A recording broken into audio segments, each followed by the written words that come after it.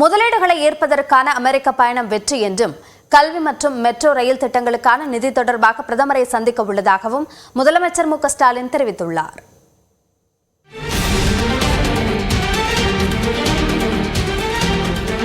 பதினேழு நாட்கள் அமெரிக்க பயணத்தை முடித்துக் கொண்டு முதலமைச்சர் மு க ஸ்டாலின் சென்னை திரும்பினார். விமான நிலையத்தில் முதலமைச்சருக்கு திமுக நிர்வாகிகள், அமைச்சர்கள் வரவேற்பு அளித்தனர்.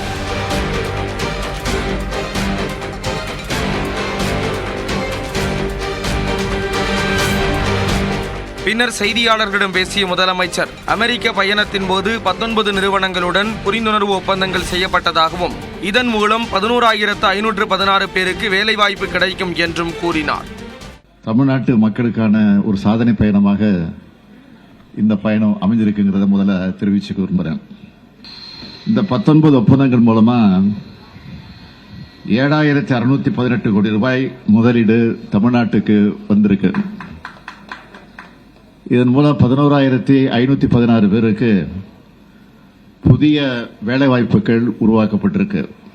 தொழில் முதலீடுகள் தொடர்பாக எதிர்க்கட்சித் தலைவர் வெள்ளை அறிக்கை வெளியிட வேண்டும் என்று கோரிக்கை விடுப்பது தொடர்பான கேள்விக்கும் முதலமைச்சர் பதிலளித்தார்.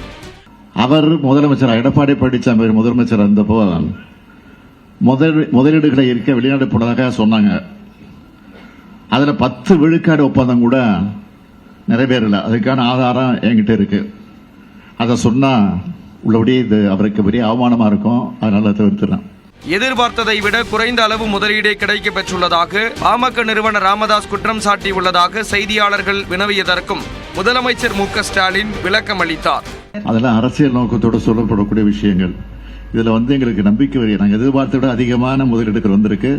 அது உறுதியோடு வரக்கூடிய முதலீடுகள் வந்திருக்கு. அதுல எந்த சந்தேகம் பட வேண்டிய அவசியம் இல்லை. தமிழ்நாட்டிற்கு கல்வி மற்றும் மெட்ரோ ரயில் திட்டங்களுக்கான நிதியை விடுவிக்க மத்திய அரசு மறுப்பது தொடர்பாக பிரதமரை நேரில் சந்தித்து வலியுறுத்த இருப்பதாக முதலமைச்சர் மு க ஸ்டாலின் தெரிவித்தார். பள்ளி கல்வித்துறையில் நிதிக்கு புதிய கல்விகளை ஏற்றுக்கொள்வது குறித்து தொடர்பாக ஏற்கனவே சம்பந்தப்பட்ட அமைச்சர்களும் அதிகாரிகளும் இப்ப சந்திச்சிருந்திருக்கிறாங்க. இது குறித்து பிரதமரிடத்தில் நான் உடனடியாக நேரம் கேட்டு நானும் அது குறித்து வலியுறுத்தி இருக்கிறேன் என்பதை உறுதியோடு தெரிவிச்சுக்கிறேன். அன்னபூர்ணா உரிமையாளர் விவகாரத்தை மத்திய நிதியமைச்சர் கையாண்ட விதம் வெட்கப்பட வேண்டியது என்றும் முதலமைச்சர் விமர்சித்தார்.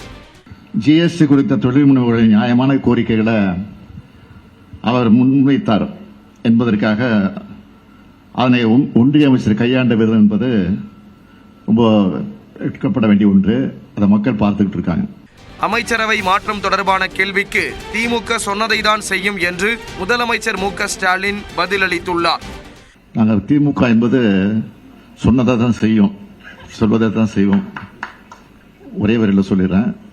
இன்னைக்கு 75ஆம் ஆண்டு விழாவை கொண்டாடக்கூடிய வகையில் திமுக பவள விழாவை கொண்டாட இருக்கு. ஆக நிச்சயமா உறுதியா நீங்க எதிர்பார்க்கக்கூடிய சூழ்நிலை உருவாகும் என்று நம்புகிறேன். விடுதலை சிறுத்தைகள் கட்சியின் சார்பில் நடைபெறும் மது ஒழிப்பு மாநாட்டில் பங்கேற்க அதிமுகவுக்கு அழைப்பு விடுக்கப்பட்டது தொடர்பான கேள்விக்கு திருமாவளவனே விளக்கம் அளித்து விட்டதாக கூறினார். அது அவரே தெளிவா திருமாவளவனே விளக்கம் சொல்லியிருக்காரு. அந்த விளக்கத்துக்கு மேல் நான் பெரிய விளக்கம் சொல்ல வேண்டிய அவசியம் இல்லை. விமான நிலையத்திலிருந்து வீடு திரும்பிய முதலமைச்சர் மு க ஸ்டாலினுக்கு வழி நெடுகிலும் திமுக தொண்டர்கள் உற்சாக வரவேற்பு அளித்தனர்.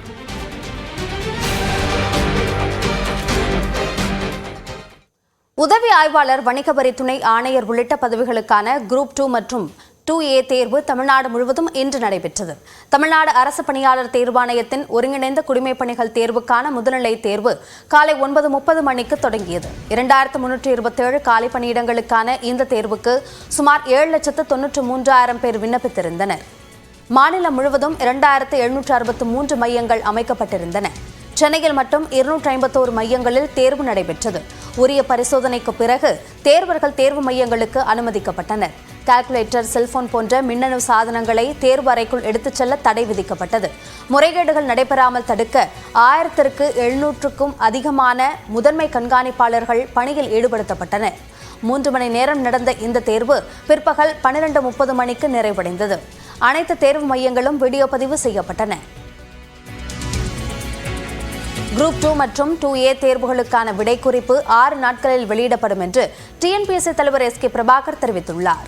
சென்னை எழும்பூரில் உள்ள தேர்வு மையத்தில் ஆய்வு செய்த பிறகு செய்தியாளர்களை சந்தித்த அவர் இந்த தேர்வுக்கான விடைத்தாள் திருத்தும் பணி 2 அல்லது 3 மாதங்கள் நடைபெறும் என்று கூறினார். விடைத்தாட்களை திருத்த கூடுதல் பயிற்சி பெற்ற நிபுணர்கள் மற்றும் கூடுதல் ஸ்கேனர்களுக்கு ஏற்பாடு செய்யப்பட்டுள்ளதாகவும் அவர் தெரிவித்தார்.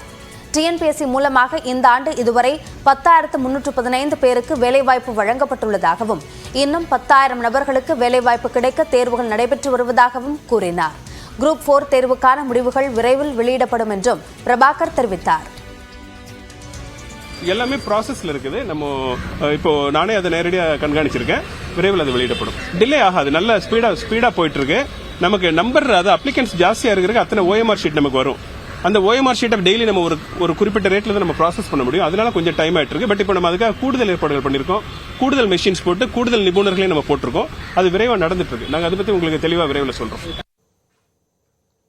சென்னை திருச்சி தேசிய நெடுஞ்சாலையில் பரனூர் சுங்கச்சாவடி அருகே கடும் போக்குவரத்து நெரிசல் ஏற்பட்டதால் 10 கிலோமீட்டர் தூரம் வரை வாகனங்கள் நகர முடியாமல் நின்றன. சென்னையில் பணி செய்யும் ஏராளமானோர் தொடர் விடுமுறையொட்டி தங்களின் சொந்த ஊர்களுக்கு படையெடுத்தனர்.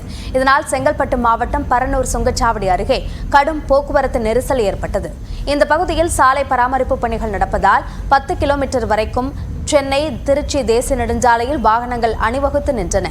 இதனால் மக்கள் மிகுந்த சிரமத்திற்கு ஆளாகினர்.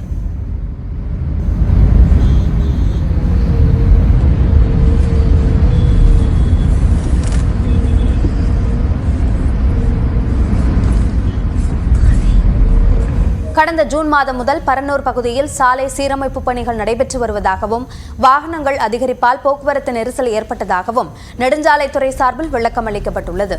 விவிஐபிக்கள் செல்ல ஏற்பாடுகள் செய்யப்பட்டாலும் போக்குவரத்து நெரிசல் ஏற்பட்டதாக தெரிவிக்கப்பட்டுள்ளது.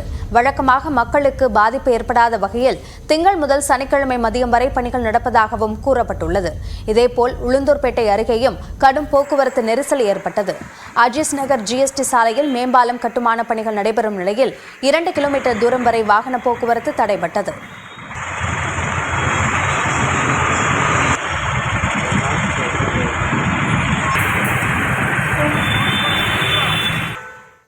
திருவாரூர் மாவட்டம் முத்துப்பேட்டையில் புகழ்பெற்ற விநாயகர் சிலைகள் ஊர்வலம் பலத்த போலீஸ் பாதுகாப்புடன் தொடங்கியது. 19 விநாயகர் சிலைகள் ஊர்வலமாக எடுத்துச் செல்லப்படும் நிலையில் கூடுதல் விவரங்களை நம்முடைய செய்தியாளர் ராஜசேகரிடம் கேட்கலாம். ராஜசேகர், இந்த ஊர்வலம் குறித்த விவரங்களை பதிவு செய்யுங்கள். அபிநயா, பிரசித்தி பெற்ற திருவாரூர் மாவட்டம் முத்துப்பேட்டை விநாயகர் ஊர்வலம் 32வது ஆண்டாக இன்று தற்பொழுது முத்துப்பேட்டை அருகே ஜாம்பவநாடு வடகாடு பகுதியில் தொடங்கி இருக்கிறது. ஒட்டுமொத்தமாக ஜாம்பவநாடை, உப்பூர், ஆலங்காடு, தில்லைவிளாகம், மருதவங்காளி, கோவில் உள்ளிட்ட பகுதிகளைச் சேர்ந்த 19 விநாயகர்கள் ஊர்வலமாக எடுத்துச் செல்லப்பட்டு பாமணி ஆற்றில் கரைக்கப்படும். இந்த ஊர்வலத்தை பாஜக மாநில பொதுச் செயலாளர் கருப்பு முருகானந்தம் அவர்கள் தொடங்கி வச்சிருக்காங்க. குறிப்பாக அந்த ஆலங்காடு பகுதியில் தொடங்கிய இந்த ஊர்வலமானது தற்பொழுது தொடர்ந்து நடைபெற்று வருகிறது. ஒவ்வொரு வீதியிலும் அங்குள்ள பொதுமக்கள் விநாயகருக்கு அர்ச்சனை செய்து வருகிறார்கள். குறிப்பாக ஆண்டுதோறும் இல்லாத வழக்கமாக இந்த ஆண்டு பார்த்தீங்கன்னா 3200 காவல்துறையினர் பாதுகாப்பு பணியில் ஈடுபடுத்தப்பட்டிருக்காங்க. திருச்சி மண்டல ஐஜி கார்த்திகேயன் தலைமையில் 3 டிஐஜி, 11 எஸ்பிக்கள் உட்பட 3200 காவல்துறையினர் மற்றும் சிறப்பு கமாண்டோ படையினர் தற்பொழுது அந்த பாதுகாப்பு பணியில் ஈடுபடுத்தப்பட்டிருக்காங்க. விநாயகர் ஊர்வலம் செல்லும் வழியில் அனைத்து இடத்திலும் ஒட்டுமொத்தமாக 176 கண்காணிப்பு கேமராக்கள் பொருத்தப்பட்டு மட்டும் இல்லாமல் 2 நடமாடும் கண்காணிப்பு கேமராக்கள், அதேபோல வருண் வாகனம், வஜ்ரா வாகனம் உள்ளிட்டவை இந்த பாதுகாப்பு பணியில் ஈடுபடுத்தப்பட்டிருக்கிறது. தொடர்ந்து இந்த பகுதியில் இந்த விநாயகர் ஊர்வலம் சிறப்பான முறையில் நடைபெறும் வழியாக மாவட்ட காவல்துறை மற்றும் மாவட்ட நிர்வாகத்தின் சார்பில் பல்வேறு நடவடிக்கைகள் எடுக்கப்பட்டிருக்கிறது. அபிநயா,